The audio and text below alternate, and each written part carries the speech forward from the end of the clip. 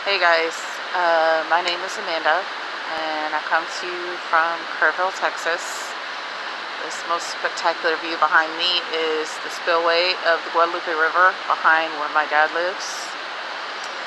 And this is a birth mom's letter to my daughter that I gave birth to on June 12th, 2001, the same year as 9/11. Her name is Katie, and on the day she was born, I made a promise to her that I would do something with my life to make her proud. I hope y'all can hear me over the waterfall, because I get choked up talking about this, and it's hard for me to talk loud.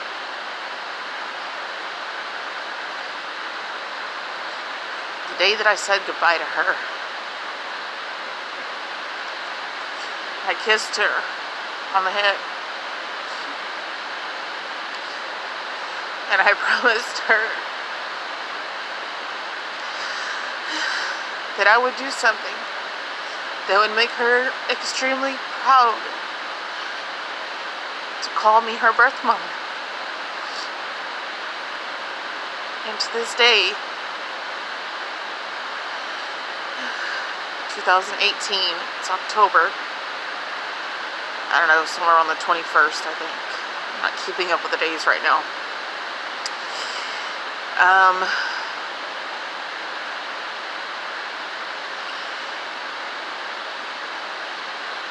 My life has been a roller coaster since the day you and I parted. I've been homeless.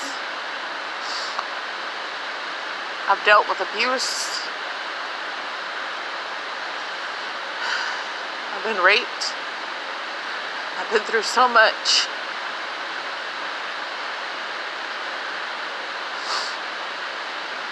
I used to keep in touch with your mother, but somewhere along the line, I got connected with some people that were completely anti-adoption. And no disrespect to their thoughts and their feelings, because I don't know their stories and what they've been through.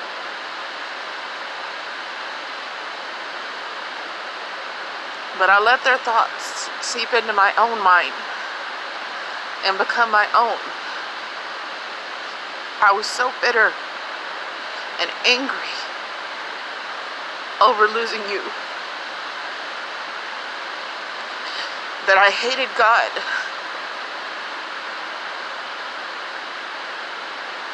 I hated pretty much the world.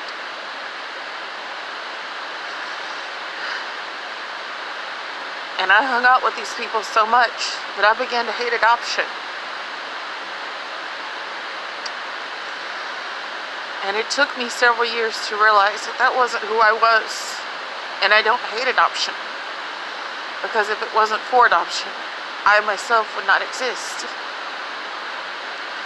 There are things that I don't like about it, and there's things that I don't agree with.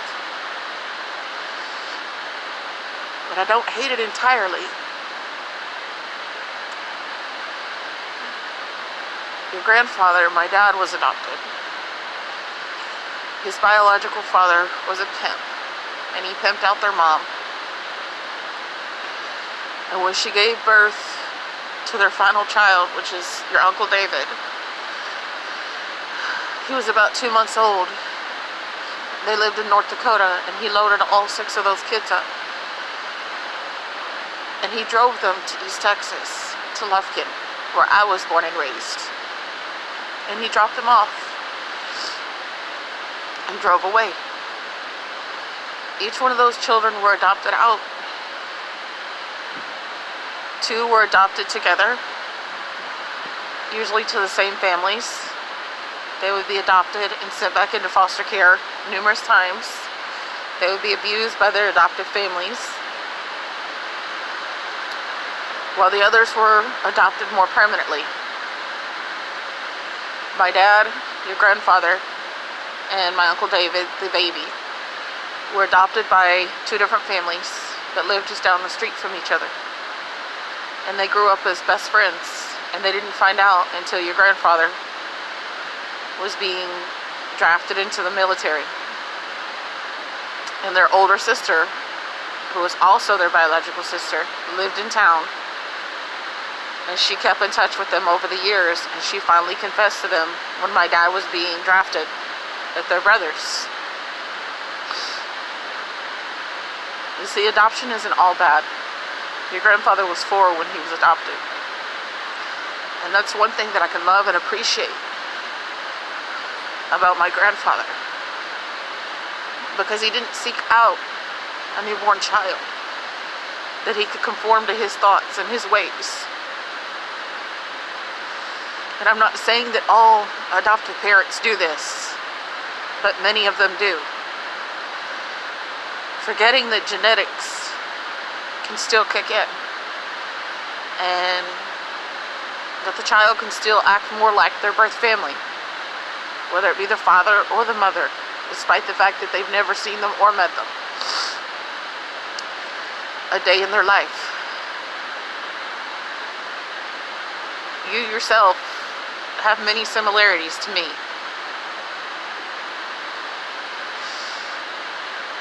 As preference in men, certain things that you like and dislike.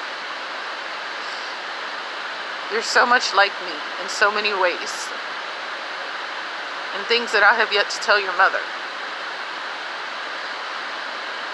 But my strong hate for adoption caused me to stop keeping in touch. That and the fact that the adoption agency screwed up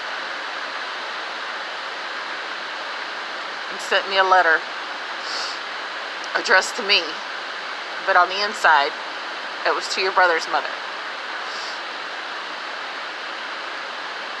That made me hate it even more, up until about 3 years ago, when I finally turned my life over to God. And even though I've turned my life over to God, I've still faced my trials and tribulations.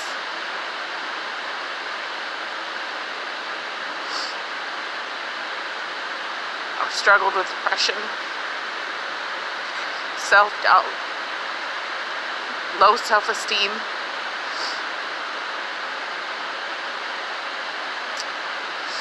and almost attempted suicide several times. I just want you to know that I'm truly sorry that I made you pay for this, and I didn't keep in touch or write all of these years. But I want you to know that there's never been a day that has gone by that you didn't cross my mind, that I didn't shed a tear.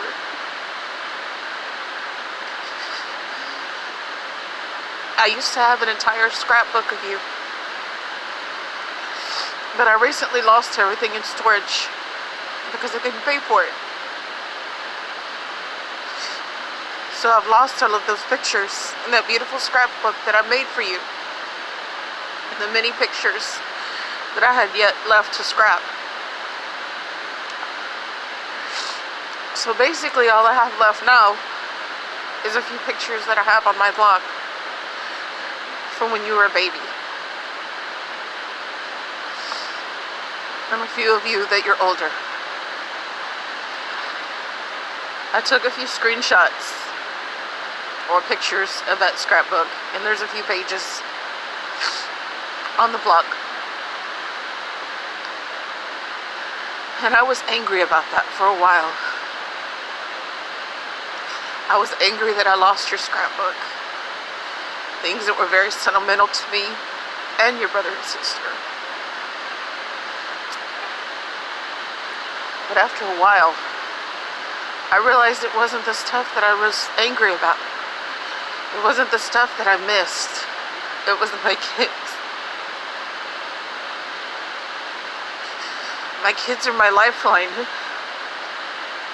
Sarah, Alex, you. Even though I've never been around you since you were a baby, you've always been a lifeline for me, a reason to keep going.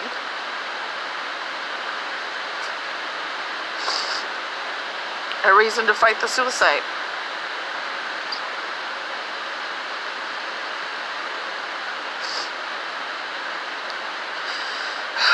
Some of the most recent battles that I've faced, I nearly lost your grandfather this year. He had a knee replacement done in April that developed into MRSA. And it got badly infected. He was re-hospitalized. He had lung failure. And they life-flighted him to Austin.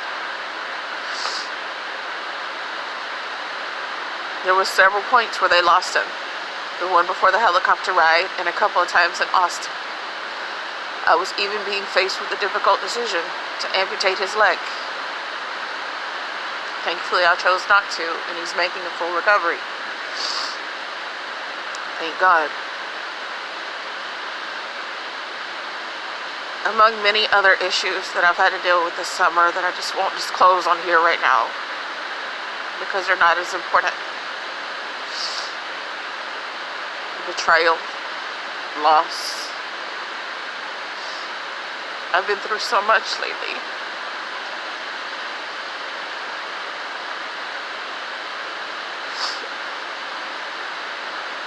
But through it all I thought about is you, Sarah, and Alex. And how much I have let you three down.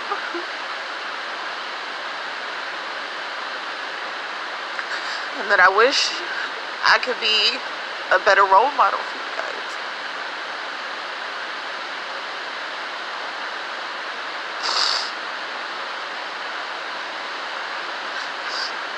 Anyway, I just want you to know that I love you, no matter what.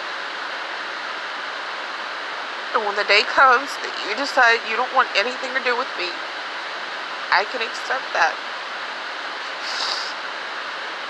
But I beg of you, please don't make your brother and sister pay for my mistake. They have loved you all of these years, and they have treasured the thought of meeting you one day, but they constantly live in fear that you will reject them. They have helped me scrapbook so many pages in your photo album. Sarah used to eagerly wait for the letters to come in and ask me if she could go check the mail and open them and look at them first.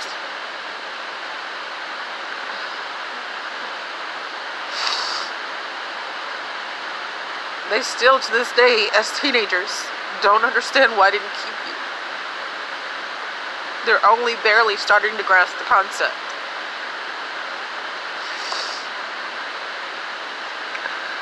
Just believe that if I could have, I would have.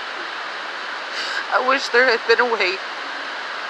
And I don't know if your mother's ever told you, but your name, Catherine, is so special to me.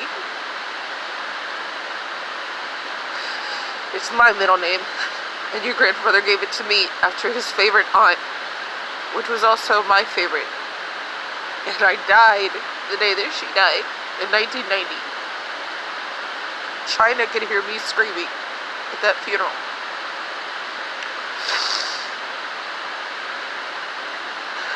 I only want to close this to let you know how important you are to us and how much we love you. And I hope that you could find it in your heart someday to forgive us, to seek us out, because we are still your family and we care about you.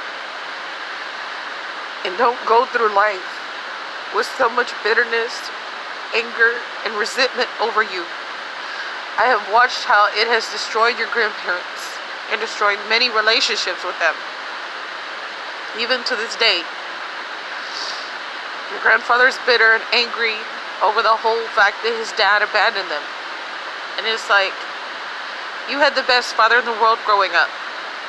You should appreciate that. I miss that man so much. my adoptive grandfather. That's the only one I ever knew. And nothing in this world could ever replace him. I understand and I get family preservation. I'm all about that, if it's in the best interest of the child.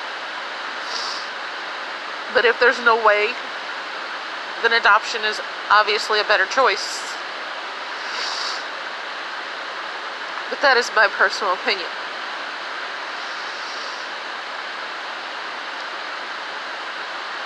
I hope someday this video will find you, Katie, and that you will know that despite your absence in this family, you were deeply loved,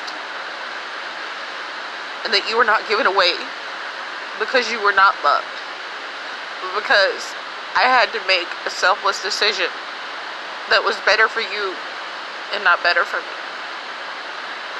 If there was a way I could have kept you, believe me, I would have, because I would give anything in the world to see my 3 kids together. Peace out.